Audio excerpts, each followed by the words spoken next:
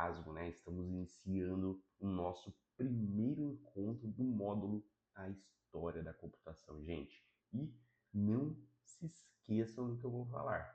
Sou o professor Jefferson e serei o seu professor nessa jornada aí que vai ser incrível, tá, gente? Então, bora lá, né? Quero que você já inicie aí. Eu gosto muito, vocês vão ver aí durante o módulo, de sempre colocar vocês para pensar, né?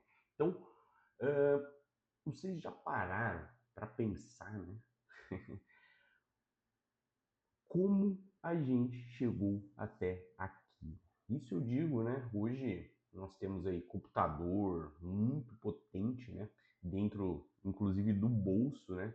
E um smartphone que é capaz de fazer mais cálculos, inclusive, por segundo do que todos, né? Os engenheiros aí. Eu posso pôr aqui todos os engenheiros da NASA juntos, não é mesmo? Então, e na década de 60, né, gente? Também era dessa maneira. O computador já batia recordes, né? Celulares ainda não tinham os primeiros celulares, mas, gente, como que a gente saiu do zero, né, de nenhuma tecnologia até esse mundo de tecnologia que eu acredito que está nos cercando totalmente, né, gente? Onde tudo a gente vai hoje é digital, né? Onde a gente trabalha, onde a gente estuda, né? A gente se comunica e até se diverte por meio de telas de sistemas, não é mesmo? Eu acredito que vocês concordam aí comigo, né? E é exatamente isso que a gente vai aprender na nossa aula, tá? O título, como a gente está vendo aqui, né, já é bem direto. Como surgiu a computação. Então a gente vai viajar um pouco aí no tempo, desde os primeiros instrumentos aí de cálculo, né, inventados há milhares, né, de anos aí, e inclusive quando a humanidade mal sabia escrever, gente, até o nascimento dos primeiros computadores eletrônicos que ocupavam grandes salas, né, e a sala inteira ali consumia energia de uma cidade pequena e tinham, né, menos poder de processamento, que no caso é a velocidade ali, né, dos nossos dispositivos hoje, do que na época, né, gente, aqueles computadores, para você ter ideia, eles processavam bem menos, gastavam então energia de uma cidade, né, e ele processava muito menos do que um relógio digital de hoje, tá? Então, veja bem, né, eu não quero que você encare, gente, a aula como apenas como um monte de datas e nome para decorar, não, tá? Não é sobre isso, tá? É entender a história realmente da computação, é entender, né, por que o mundo, né, é como ele é hoje, né, e entender toda a tecnologia que a gente, né, usufrui e é fruto de uma longa jornada ali de trabalho, cheio de obstáculos, mentes brilhantes, né, e muitas das vezes ali de pessoas que imaginaram o impossível antes mesmo dele existir, né, gente? A tecnologia ali para que conseguisse iniciar a construção, né? Então, vamos pensar juntos aqui, ó. Pensem comigo, gente. Se você trabalha com TI, com marketing digital, com gestão, com engenharia, né? Ou até mesmo se você usa o computador no dia a dia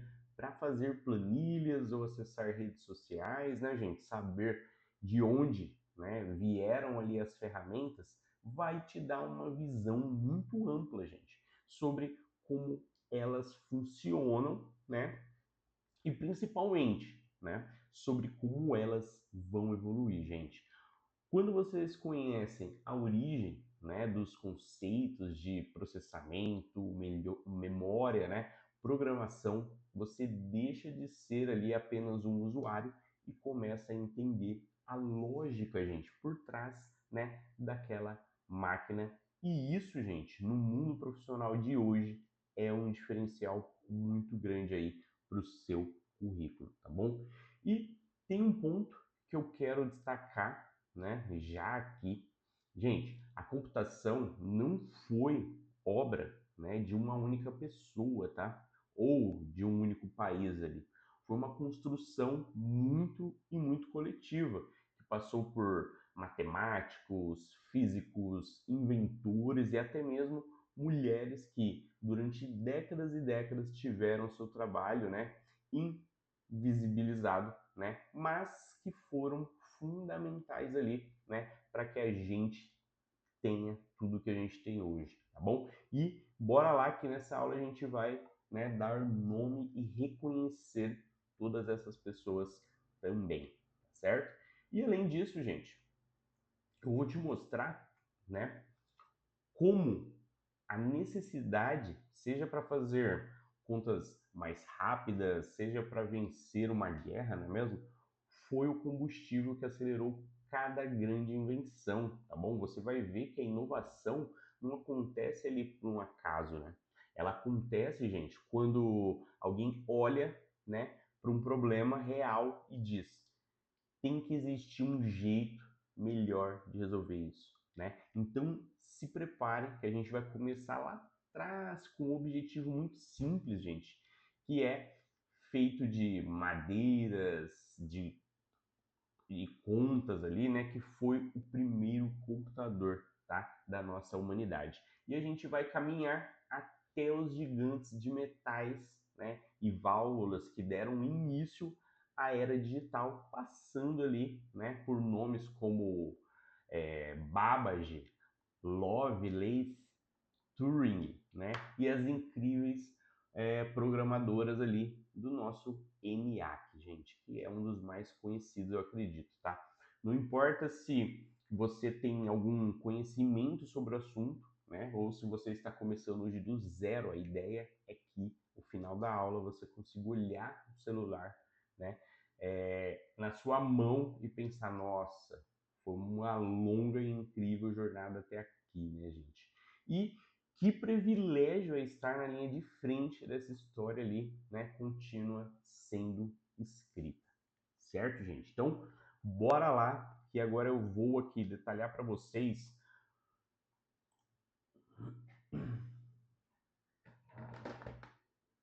Opa, deixa eu só ajustar aqui a luz. Aí. Porque agora eu vou falar um pouquinho para vocês, né?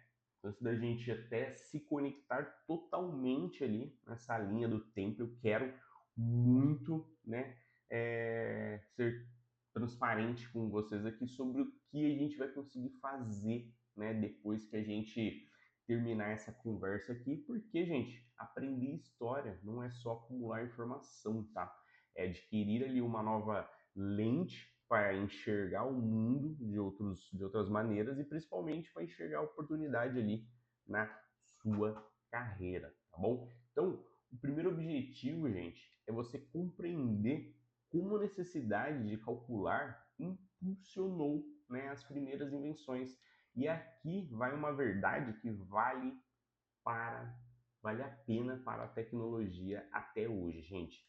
A necessidade é a mãe da inovação. Então, quando o ser humano precisou controlar rebanhos, medir terras ou fazer comércios, ele inventou formas, né, de contar, tá? Quando a ciência e a inovação exigiram, gente, cálculos mais complexos, surgiram as primeiras máquinas de calcular. E na guerra, a necessidade, gente, de decifrar códigos secretos, né, tudo isso acelerou a criação dos primeiros computadores, né, eletrônicos ali. O segundo ponto, né, indicar os principais marcos ali históricos, gente. O abaco, a máquina analítica e o ENIAC, né? E eu quero que você entenda, gente, cada um desses marcos, tá? Marcos não como peças de museu, tá, gente? Mas como os ancestrais mesmo, diretos ali do computador que hoje está aí na sua mesa, tá? Eles representam três frases muito fundamental que é o cálculo manual, o cálculo mecânico programável e, finalmente, o cálculo eletrônico de propósito geral. Então, saber distinguir essas fases aí ajuda você a entender por que né, os computadores de hoje não são tão versáteis e poderosos, né? São, né, muito versáteis e poderosos, tá? E o terceiro objetivo, gente, reconhecer ali, né, os personagens fundamentais aí dessa história, né? Eu vou apresentar para vocês Charles, né, que muitos chamam de pai da computação, mas que na verdade projetou uma máquina que jamais conseguiu construir, né, gente? Mostrando que visão e teoria são tão importantes quanto a execução, né? Ada Lovelace, gente, que é o famoso nome que eu falei, né, que enxergou que as máquinas poderiam ir muito além dos números e escreveu o primeiro algoritmo, gente. Isso mesmo, ela escreveu a primeira linha de programação da história, tá bom? Tornando-se a primeira programadora do mundo, gente. Temos o Alan Turing, né, cujo trabalho dele, né, teórico e prático foi decisivo aí na Segunda Guerra, gente, e que definiu os limites do que é computável. Isso é muito bom. E um grupo de 6 mulheres que programaram o ENIAC, gente, o primeiro computador eletrônico de propósito geral, mas que ficaram décadas, né, sem devido reconhecimento, tá? E conhecer essas pessoas, gente, não é só uma questão de cultura geral, é entender que a tecnologia é feita por pessoas ali diversas, né, com histórias de superação e que cada um de nós pode deixar a sua marca, tá bom? E por fim aqui, conectar a história da computação com a tecnologia que usamos hoje, tá bom, gente? Porque acredite, tá? O seu smartphone é, em essência, uma versão minúscula e extremamente poderosa daqueles primeiros computadores. Então, quando você entende como surgiu a ideia de programar, né, de memória, de processamento, gente, você começa a entender, né, por que os sistemas atuais funcionam como funcionam.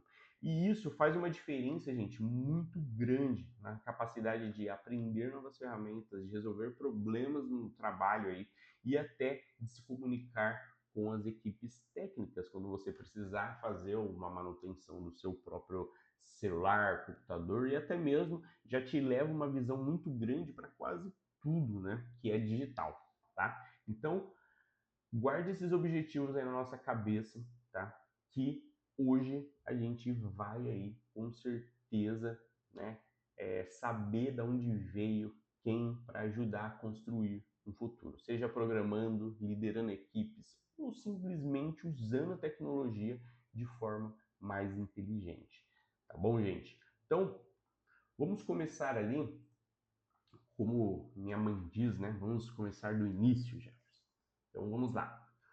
Vamos começar e o início, aqui acredite, né? Não foi um grande computador cheio de luzes, botões, né? Foi algo muito mais simples, gente. Foi ali um pedaço de madeira, tá? Com hastes e pontas deslizantes ali, né? Como vocês estão vendo, tentei trazer uma imagem aqui em cima para a gente ver. Eu estou falando do abaco, gente. O abaco surgiu há mais de 2.500 anos, gente. Em civilizações ali como a mesopotâmica, tá? E a chinesa e a romana, tá bom? Ele era, gente, basicamente uma calculadora manual, tá? Cada haste representava ali uma ordem de grandeza, unidades, dezenas, centenas, e as contas, quando realizadas de um lado para outro, permitiam somar, né, subtrair, multiplicar e dividir com uma rapidez impressionante para aquela época, tá bom? Então, imagina um comerciante no mercado, né, e da antiguidade ali, ele precisava contar sacos de grãos, calcular preços, fazer trocas e sem uma calculadora, sem papel, gente, ele usava exatamente essa tecnologia, o abaco. Ele era, gente, na prática, o primeiro processador portátil da nossa humanidade. E o mais incrível aqui, né, é que até hoje, em alguns lugares do mundo, pessoas treinadas conseguem fazer cálculos com abaco mais rápido, né, do que uma pessoa comum usando uma calculadora eletrônica. Então, isso mostra que a tecnologia não é apenas sobre eletricidade, chips. Gente, é sobre a inteligência humana aplicada a um instrumento, né? Agora a gente vai avançar ali, né, um pouquinho e na Europa, tá? Vamos falar aqui da Europa. A matemática e a ciência, gente, estava explodindo ali, tá? Newton estava desenvolvendo o cálculo da navegação, exigia contas precisas e os algoritmos ali, né? Os astrônomos passavam meses fazendo cálculos à mão.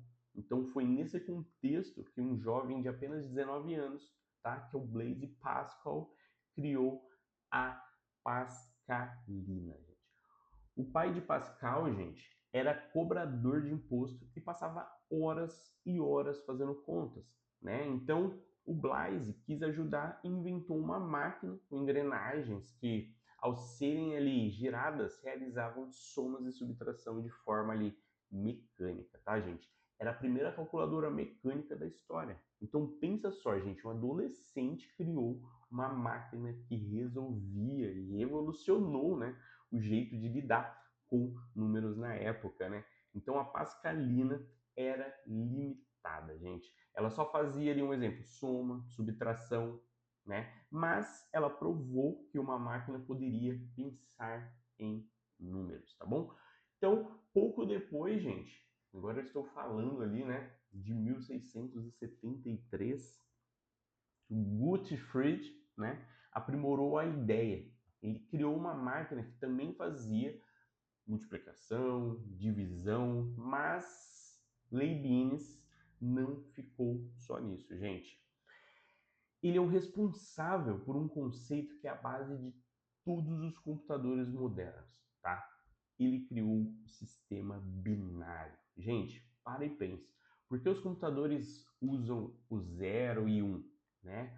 Foi ele, exatamente, quem percebeu que qualquer número poderia ser representado com apenas 2 dígitos, tá? E mais importante que operações matemáticas com esses 2 dígitos eram extremamente simples e implementar mecanicamente e depois eletricamente, gente. Então, sem o sistema binário não havia uma lógica digital, não haveria computador como a gente conhece hoje, não é mesmo? E, gente, tem mais. Quando a gente olha para trás e vê que as primeiras máquinas, gente, eram mecânicas, usavam engrenagens e alavancas, né? A gente percebe que a ideia de computador é muito anterior à eletricidade. Foi uma evolução gradual de ferramentas manuais para máquinas ali automatizadas. E essas mesmas lógicas de evolução gradual acontecem hoje, gente. O que é inovador agora, em poucos anos, será parte da história somente. Então, entender ali o passado nos ajuda a não nos surpreendermos com o futuro, e sim nos prepararmos para ele, certo? Então, agora nós chegamos a um momento ali muito bom, muito importante. Deixa eu só ver aqui se está tudo ok. Tudo ok. Então a gente chegou aqui num momento importante e fascinante também, gente. Se os séculos anteriores nos deram as primeiras calculadoras mecânicas, gente, aqui agora entre 1791 e 1871, né, nos deu algo muito maior, o conceito do computador como nós o entendemos. E aqui a gente entra, né, dois personagens que mesmo sem terem construído o computador funcional na época, imaginaram algo tão avançado que só foi concretizado mais de 100 anos depois, tá bom? O primeiro deles é Charles, gente, o Babbage, né, que eu falei ali. Era um matemático inglês que, no início ali do século, ficou frustrado com os erros nas tabelas de navegação e de cálculos, né, astronômicos. Naquela época, essas tabelas eram calculadas à mão por pessoas, né, chamadas ali de computadores, inclusive, né, gente? Sim, esse era o nome ali de quem fazia os cálculos ali manualmente, tá, gente? E esses erros podiam custar vidas em uma navegação, tá bom? Então, o Babbage pensou, por que não construir uma máquina que faça esses cálculos sem nenhum erro? Foi assim que ele projetou a máquina diferencial. Era um dispositivo mecânico ainda gigantesco, movido a vapor, que seria capaz de calcular polínômios e automaticamente ele chegou a construir partes dela, né, mas nunca a completou. O governo britânico, inclusive, gente, investiu uma fortuna, mas a tecnologia da época, falta de precisão nas peças de metal, custos altíssimos, né, impediu que a máquina fosse concluída. Mas Babbage não parou aí, gente. Ele teve uma ideia ainda mais revolucionária, a máquina analítica, gente. E aqui é onde a história fica realmente interessante. Por quê? A máquina analítica não era apenas uma calculadora, ela tinha todos os elementos, né, de um computador moderno, né, uma entrada, cartões perfurados, elementos de realmente ali até inspirado, né, nos tiers de Jacquard, né, que é um processador, um moinho onde os cálculos eram feitos, né? Um moinho seria o que hoje, gente? Uma memória, né? Onde os números eram armazenados, gente. E uma saída, né? Que é a impressora ou cartão perfurado. Ele seria ali programável, ou seja, poderia executar diferentes ali sequências de operação e dependendo do que se quisesse calcular também. Então, Babbage projetou essa máquina em 1837, mas novamente nunca conseguiu construir ela. Puxado, né, gente? Bom, as peças, gente, eram muito caras e a precisão mecânica ali era difícil. Não tinha máquinas, não tinha robôs, né? E ele acabou perdendo ali o financiamento desse projeto e por décadas a máquina analítica foi vista como um sonho de louco, tá? De maluco mesmo. Mas hoje, gente, a gente sabe que se tivesse sido construída, né, ela teria sido o primeiro computador do propósito geral da história, tá? E o mais engraçado, né, puramente mecânico, né, gente, não elétrico. E aqui entra a segunda figura genial, gente. Vocês estão vendo a Ada, né? A Lovelace. Ada era filha, né, do poeta Lord Byron, né? Mas herdou ali da mãe o gosto pela matemática, né? Ela conheceu Babbage quando jovem, ficou fascinada, né, pela máquina analítica. Ela não só entendeu o funcionamento da máquina, como também enxergou algo que ele não tinha enxergado ainda, não viu. Ela via a máquina como uma calculadora avançada, né? A Ada percebeu que os cartões perfurados poderiam representar não apenas números, mas também símbolos, notas, músicas, padrões. Ela escreveu o que hoje a gente considera de o primeiro algoritmo da história, um conjunto de instruções para a máquina analítica calcular os números de Bernoulli, né? E por isso ela, né, é reconhecida como a primeira programadora do mundo, tá certo? Mais do que isso, gente, ela previu que essas máquinas poderiam criar músicas, artes e que iriam muito além de alguns simples cálculos. Ela enxergou realmente o potencial criativo dos computadores quando ninguém mais estava enxergando. E essa visão de futuro, gente, é algo que a gente precisa realmente valorizar.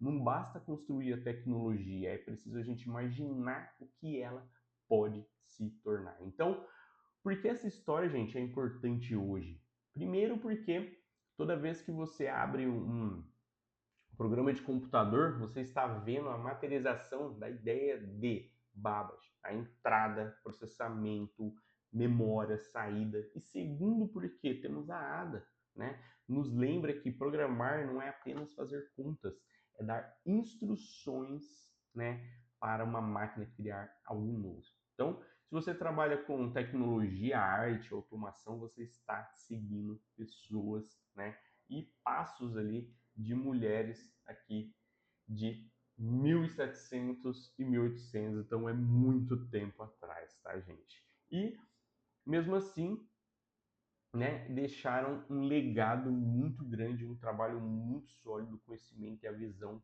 né, importantíssima até hoje para nós aí, tá bom, gente? Então, bora, chegamos ao ponto onde a teoria encontra a prática aqui, né, gente? Chegamos ao ponto, deixa eu ver aqui, onde a teoria, gente, vai encontrar a prática e onde a história ganha um ritmo acelerado, tá? Até agora a gente viu projetos mecânicos, ideias brilhantes que por limitações da época tecnológica não saíram do papel, né, ou ficaram ali, né, no estágio de protótipo parcial. Então, já aqui em 1900 tudo muda, tá bom? Aqui a eletricidade e a eletrônica entram em uma cena, né? E o que era sonho começa a se tornar realidade, gente. E esse salto, curiosamente, gente, foi impulsionado por um dos motores mais poderosos da inovação, gente, a guerra, tá? Vamos começar com um nome que você provavelmente já ouviu falar, que é o Alan Turing, né? Acabamos de falar ali.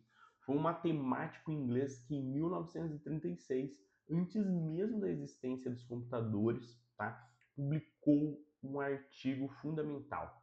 Nele, ele escreveu, gente, o conceito da máquina de Turing, um dispositivo teórico capaz de executar qualquer cálculo que pudesse ser descrito por um algoritmo, desde que houvesse, claro, né, tempo e memória suficiente ali. E essa ideia, gente, parece abstrata, mas ela é até hoje a base da ciência da computação. A máquina de Turing definiu o que é computável e estabeleceu os limites do que o computador pode fazer, tá? Então, todo computador moderno, gente, do seu celular, o seu supercomputador, é em essência uma implementação física da máquina de Turing. Ou seja, Turing não inventou um computador específico, mas inventou o conceito de computação universal, tá? Agora, vamos para um cenário ali de Segunda Guerra Mundial, gente. Os nazistas usavam uma máquina chamada Enigma para codificar suas comunicações militares, né? E as mensagens eram extremamente difíceis de decifrar porque as configurações do Enigma mudavam diariamente. Então, decifrar uma mensagem à mão poderia levar semanas, meses e tempo demais ali, né, gente, numa guerra. Foi aí que ele, o Turing, foi recrutado pelo governo para trabalhar em Bletchley Park, o Centro de Inteligência Secreta. Ele e uma equipe de matemáticos, engenheiros, inclusive mulheres talentosas, desenvolveram máquinas, tá, eletromecânicas chamadas bombas, tá, para quebrar os códigos da Enigma. Mas o passo mais impressionante, gente, foi o desenvolvimento do Colossus em 1943. Ele é considerado o primeiro computador eletrônico programável da história, gente. Ele usava válvulas eletrônicas, aquelas peças de vidros que parecem lâmpadas, que eram programadas por meio de painéis interruptores, diferente das máquinas de hoje, né? O Colosso era eletrônico, o que tornava muito mais rápido. Ele usava para decifrar mensagens de alto nível, de hierarquia nazista até mesmo, incluindo comunicações do próprio Hitler, gente, com seus generais. Então, o impacto foi muito grande. Estima-se que o trabalho ali em Bletchley Park, né, especialmente com o Colossus, tenha encurtado a guerra em 2 anos e salvado milhões de vidas. E tudo isso aconteceu sob absoluto sigilo, gente. O Colossus foi desmontado após a guerra e seu projeto permaneceu secreto por décadas. Agora, gente, por que você, profissional moderno, precisa saber sobre o Turing e o Colossus, né? Porque ele mostra pra gente duas coisas fundamentais. Primeiro, a computação não é só sobre negócio e entretenimento, ele pode ser uma ferramenta de impacto global, né? A necessidade extrema, gente, acelera a inovação. Então, de uma forma que poucas coisas conseguem, né? Então, os recursos que foram destinados à guerra permitiram que cientistas, engenheiros, né, experimentassem com tecnologia de ponta, criando avanços que, em tempos de paz, teriam demorado décadas, tá?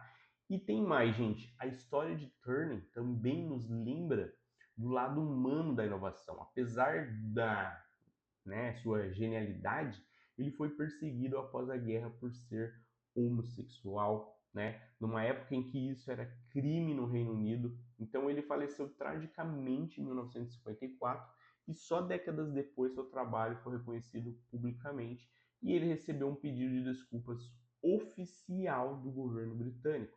Essa parte da história nos ensina que o reconhecimento nem sempre vai vir rápido, né, gente? E que a diversidade de pensamento e identidade é algo que devemos valorizar de qualquer ambiente de inovação, tá bom? Bom, a gente chegou, gente, no marco que muitos consideram agora o nascimento oficial, né, do computador moderno, o famoso ENIAC. Se o Colosso, gente, foi o primeiro computador eletrônico programável, né, mais focado em uma tarefa específica, né, ali na época, que era decifrar códigos, o ENIAC foi o primeiro computador eletrônico, tá, focado em uma tarefa ali, né, não específica, com um propósito, na verdade, geral, né? Então a gente vai entender o que isso significa. O ENIAC, gente, é a sigla para Electronic Numeral Integrador and Computer. Então ele, coloquei até aqui para vocês também, né?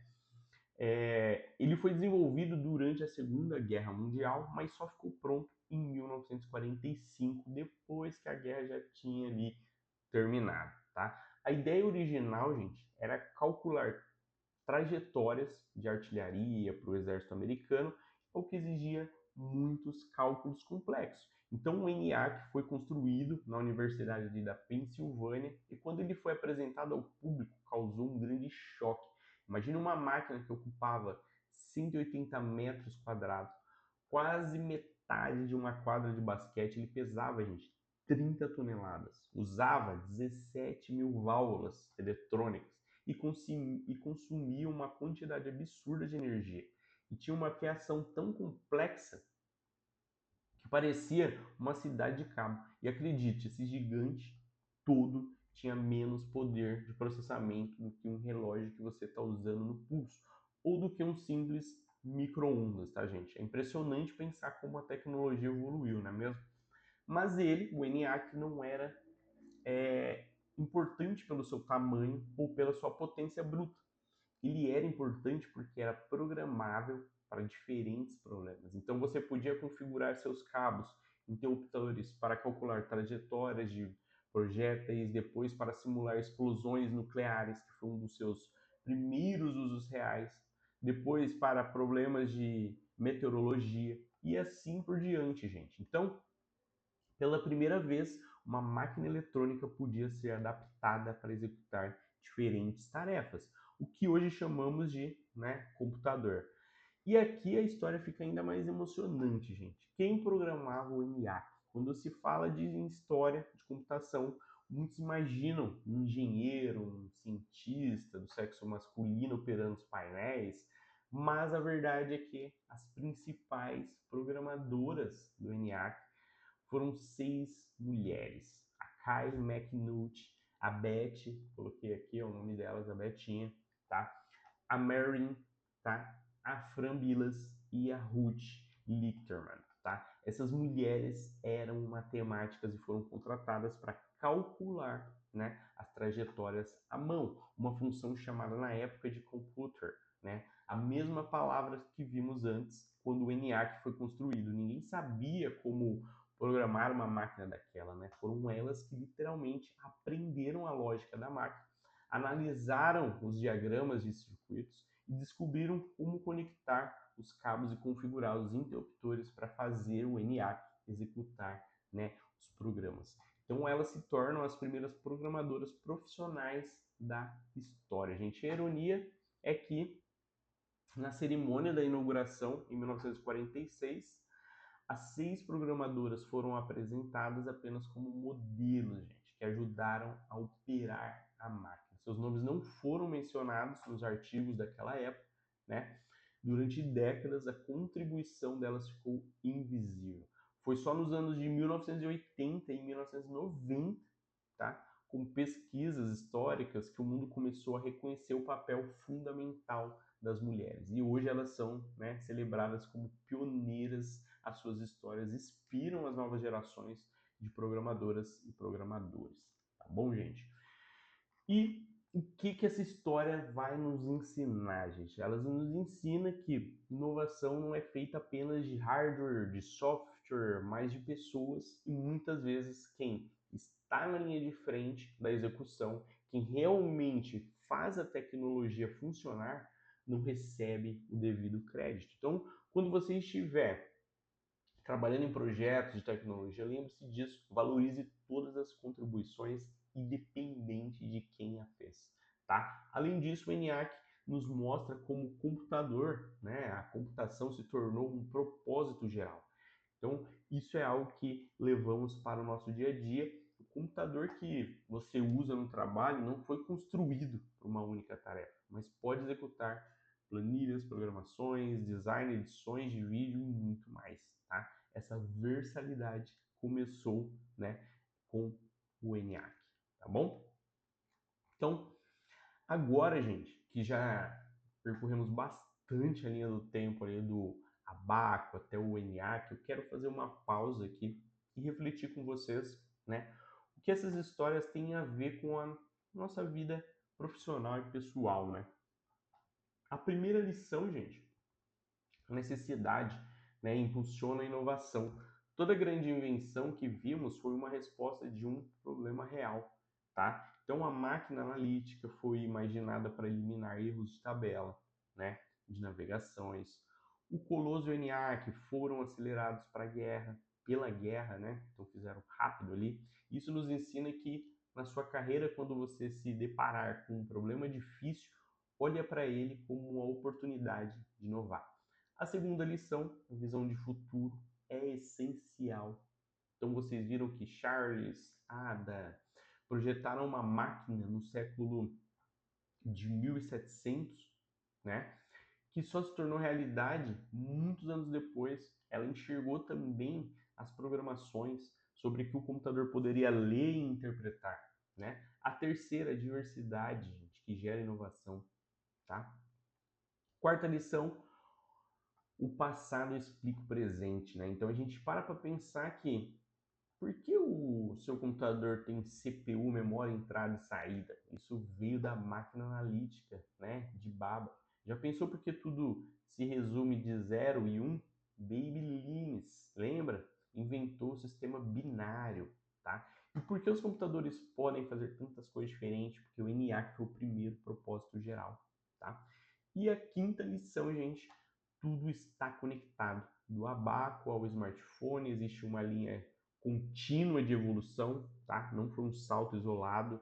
Então, tudo que a gente passou e essas lições não são apenas para quem trabalha na tecnologia, são para qualquer profissional, porque o mundo hoje, gente, é digital e entender como essas revoluções aconteceu te dá uma vantagem competitiva enorme. Você vai conseguir dialogar melhor com equipes de TI, vai entender as limitações e possibilidades das ferramentas que usa e vai ter uma visão mais estratégica sobre a inovação, tá certo? Então, na próxima aula a gente vai continuar essa jornada explorando como esses primeiros computadores evoluíram para os microcomputadores, a internet e o mundo digital que a gente conhece hoje, gente. Mas, por enquanto, quero deixar aí com vocês uma ideia, gente. Sempre que você ligar seu computador, o seu celular, lembrem-se, né, que ali existe uma herança de milênios de pessoas que ousaram calcular, programar e imaginar um futuro que para elas era quase ficção científica. Então, muito obrigado pela atenção de vocês e a gente se vê na nossa próxima aula. Valeu!